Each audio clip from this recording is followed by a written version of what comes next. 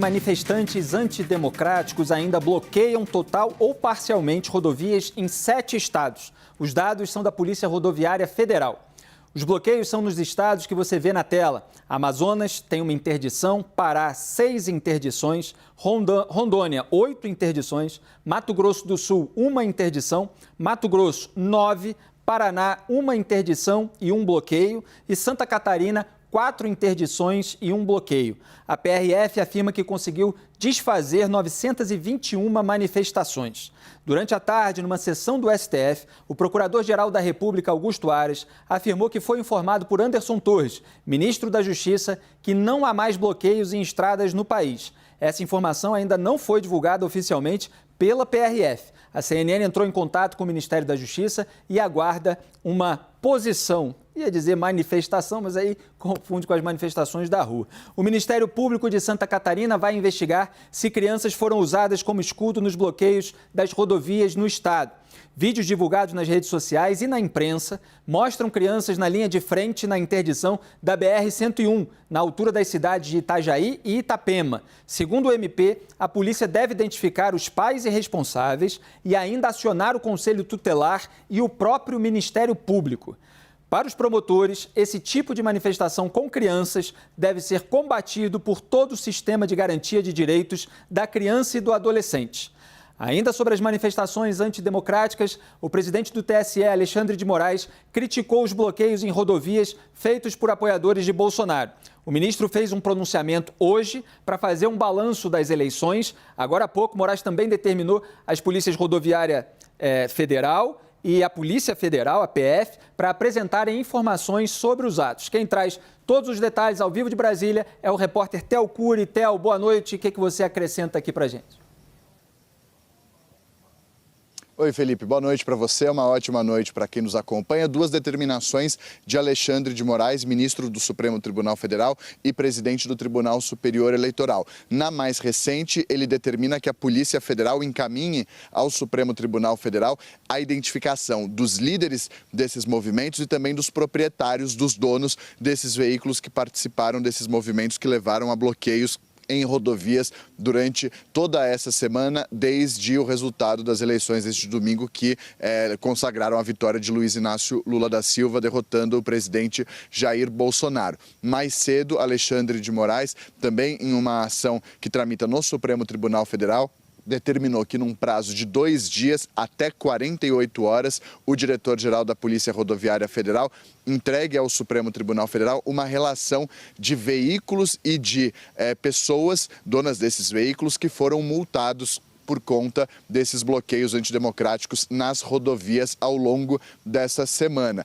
Tudo isso em ações que tramitam no Supremo Tribunal Federal, questionando justamente essas paralisações, esses bloqueios que impediram o trânsito e o ir e vir das pessoas nas rodovias desde a madrugada de domingo para segunda-feira. E aí, mais cedo, em uma sessão do Tribunal Superior Eleitoral, Alexandre de Moraes disse que não há como se contestar o resultado democraticamente divulgado com movimentos ilícitos e movimentos antidemocráticos. A gente separou um trecho dessa fala, desse discurso de Alexandre de Moraes, presidente do Tribunal Superior Eleitoral, durante a sessão que aconteceu mais cedo lá no TSE e vocês acompanham agora. O vencedor será diplomado dia 19 até 19 de dezembro e tomará posse dia 1º de janeiro de 2023. Isso é democracia, isso é alternância de poder, isso é Estado republicano. Não há como se contestar um resultado democraticamente divulgado com movimentos ilícitos, com movimentos antidemocráticos, com movimentos criminosos que serão combatidos e os responsáveis apurados e responsabilizados sob a pena da lei. A democracia venceu novamente no Brasil. Muito bem, deixa eu começar aqui com Thaís Arbex. Thaís, resumindo a fala do Alexandre de Moraes e todos os movimentos políticos que a gente está vendo, não vai ter golpe, não é isso? Não vai ter golpe, Felipe. Mas o que a gente vê desde o dia da eleição? A gente vê que há uma série de decisões do presidente do Tribunal Superior Eleitoral e ministro do Supremo Tribunal Federal, Alexandre de Moraes, decisões duras em relação a essas paralisações, decisões que envolveram, inclusive, os governadores para que eles também tomassem atitude em relação a essas paralisações. A gente viu, sim, uma diminuição no número de bloqueios, mas ainda há bloqueios pelo país. O fato é que, em determinado momento, deixou-se de ser bloqueios e passou a ser ato antidemocrático, passou a falar sobre bandeiras antidemocráticas como intervenção militar e todas essas coisas que a gente tem visto nas redes sociais.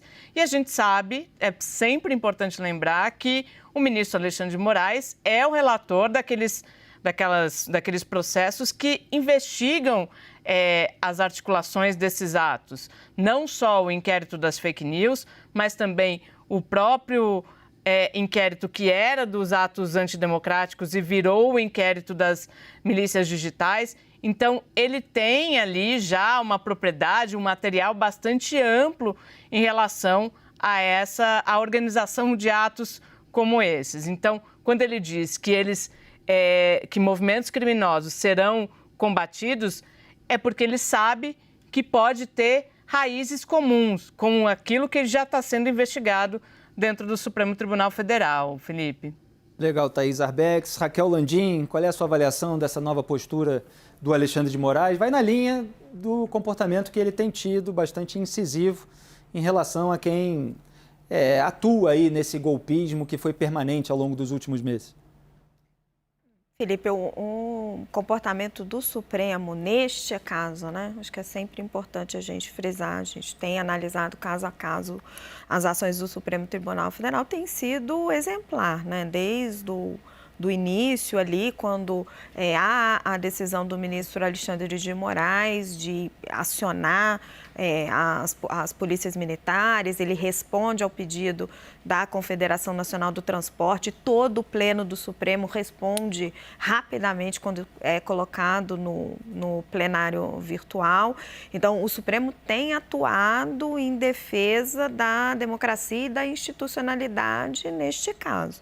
O que nós temos que aguardar agora, à medida que os protestos antidemocráticos estão se dissolvendo, e parece que estão, é como que vão prosseguir as investigações dos responsáveis, para a gente entender essa cadeia de omissões, como é que isso foi possível, se havia, como ouvimos os indícios de que isso já devia, de que isso era possível que ocorresse, como que isso não foi investigado, antecipado dentro da Polícia Rodoviária Federal, o quanto isso é orquestrado, já que os manifestantes vão em lugares chaves, em lugares centrais para o funcionamento da economia brasileira, como refinarias, a porta das refinarias de combustível. Então, a gente vai ter que aguardar as investigações do Ministério Público que estão em andamento para você fazer a responsabilização. Porque se acontece esse tipo de coisa e você não faz uma responsabilização, você abre a porta para acontecer de novo. Exatamente. Nelson, sempre se falou do custo Brasil alto, né? E esse tipo de... Eu não gosto de chamar de manifestação, é bloqueio de estrada, é impedimento de passagem de alimentos, de medicamentos, de parentes que precisam encontrar uns aos outros, pessoas que precisam trabalhar, médicos, inclusive, para socorrer pacientes. Tudo isso é como se agravasse o custo Brasil naquele momento. Não, com certeza. Primeiro, é um absurdo você pensar esse tipo de manifestação dizendo, olha, teve o resultado de uma eleição, a democracia sim, ganhou um determinado grupo e agora, né, vai governar o país. Deveria se aceitar isso. Agora, vamos falar do custo Brasil, que você falou especificamente. Realmente, você, quando paralisa uma estrada, faz um bloqueio desse tipo, várias estradas, você está... Primeiro, para o próprio consumidor, isso vai ter um impacto, porque vai ter os alimentos, vai diminuir a oferta de alimentos, os preços vão subir, certo? Em função da paralisação. Aí você tem uma série de serviços também que as pessoas não conseguem acessar. E, logicamente, para quem produz, tem uma série de insumos que estão ali dentro dos caminhões e tal, e isso também tem um impacto depois na produção, né?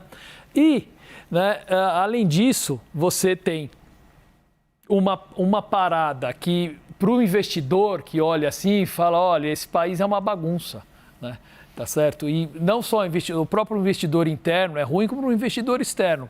Mas isso nos leva a pensar se a médio e longo prazo também, do ponto de vista econômico, né, a gente tem que ter uma malha, digamos, de transporte um pouco mais diversificada no país, tá certo? Porque você concentrar todo o transporte, lógico que tem as questões políticas, como vocês falaram, mas você concentrar todo o transporte fortemente só, tá certo, na malha rodoviária, exatamente, cria espaço para isso. Você tem Eu que sou o maior diversificar. defensor de sistema ferroviário, Exato. É muito atrasado ainda no Brasil, né? Exato. Não existe praticamente, de pessoas foi desmontado, certo? Mas de carga é muito efêmero ainda, né? Então, a gente tem coisas paradas no Supremo, como a Ferrogrãos, né? E se você tivesse um sistema ferroviário melhor desenvolvido, você teria muito mais fluidez, tá certo? Você não vai impedir uma greve por causa disso, é lógico, mas você estaria repartindo isso, você tem opção e você tem toda a razão, é mais barato, é mais limpo do ponto de vista ambiental, então é mais uma oportunidade para o país pensar seriamente numa alternativa como essa. Mas isso exige, sabe o quê? Planejamento de médio e longo prazo. Exatamente. E isso que é sempre complicado. Raquel, tinha apuração sobre setores produtivos que foram afetados por essas paralisações? Tenho, Felipe. Só trazer uma informação que a Polícia Rodoviária Federal acaba de soltar no Twitter. Segundo eles, a gente tem um bloqueio total hoje no Brasil, que é no estado do Paraná, e 33 interdições, que são interdições parciais, né? Que você tem o fluxo, mas não está totalmente restabelecido. E total de manifestações desfeitas, 931. Eles então citaram parece um estado só? que bloqueio total, quando Bloqueio você total. realmente interrompe as duas pistas naquela região. Uma situação muito diferente do que a gente via há 2 dias. Viram a importância do celular em tempo real aqui, trazendo notícias. Diga, Raquel. Os setores que eu foquei hoje em monitorar são os mais sensíveis, né? Frigoríficos e combustíveis. No caso dos frigoríficos, a situação melhorou bastante.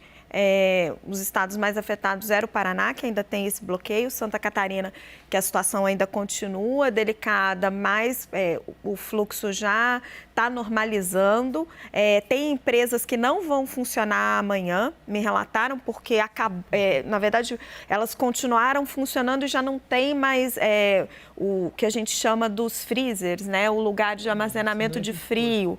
Então, vai precisar retomar todo o fluxo. A expectativa deles é que até o final da semana esteja mais normalizado. Vai ter, sim, um prejuízo para o setor, ele é inevitável, mas como terminou, evitou-se o pior, que era a morte dos animais ali por falta de ração. Esse foi um setor que pressionou muito o presidente Jair Bolsonaro a fazer uma manifestação. O setor pediu à ministra Tereza Cristina que fosse até Brasília. Ela foi, teve uma reunião com ele ontem de manhã para tentar explicar a situação e sensibilizar ele. No caso dos combustíveis, parece que está a situação, vou até pegar a informação aqui da fonte.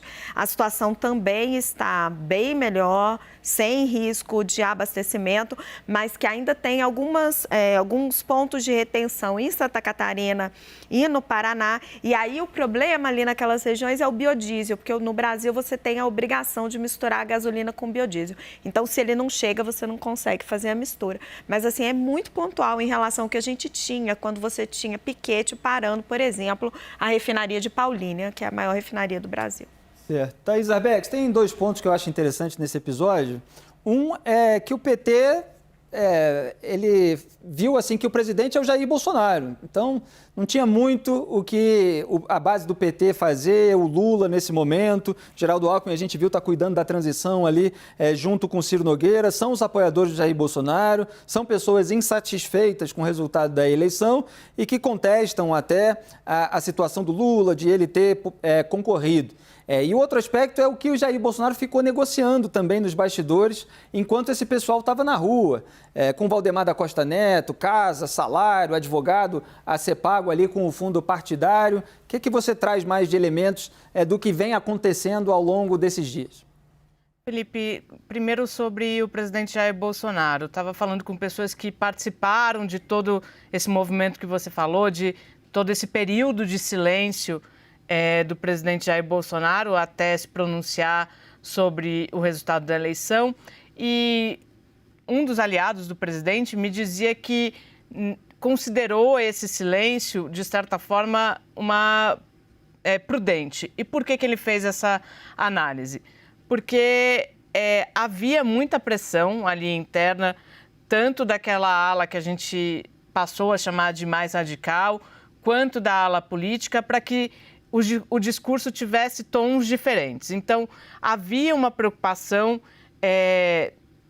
esse aliado melatano do presidente Jair Bolsonaro, de não fazer um discurso de cara, para que também não inflamasse as ruas, para que também não atendesse apenas o lado mais radical. Precisava ser um discurso muito bem pensado para não desagradar o eleitor mais radical e também não desagradar a ala mais política.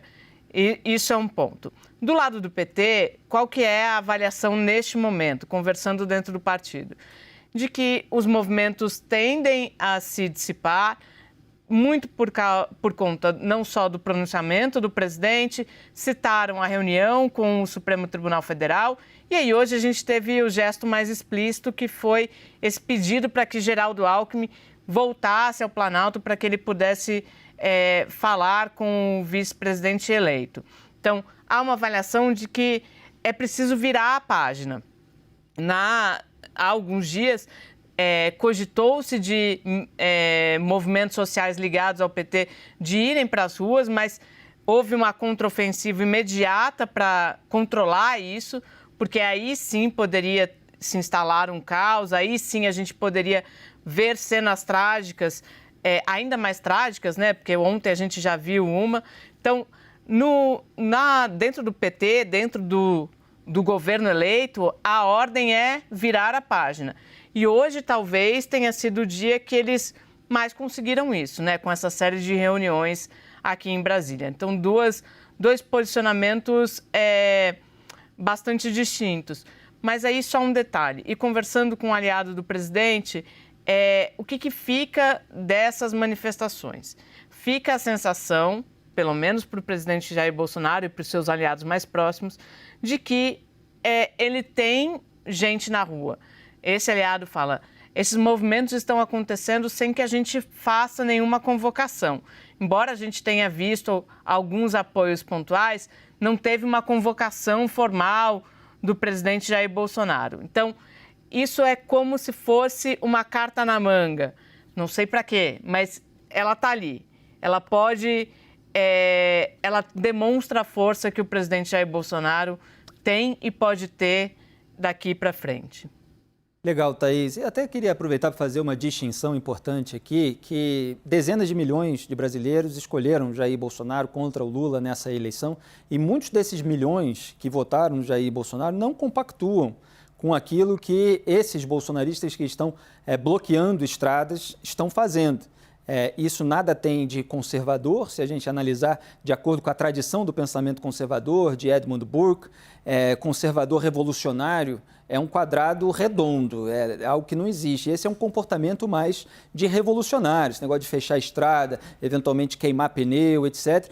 E não tem nada a ver também com defensores de liberalismo econômico. A gente viu aqui com as análises econômicas da Raquel Landim, do Nelson Marconi, como isso tudo atrapalha as próprias atividades econômicas que muita gente quer defender. Então há muitas nuances nesse eleitorado que votou no Jair Bolsonaro contra o Lula.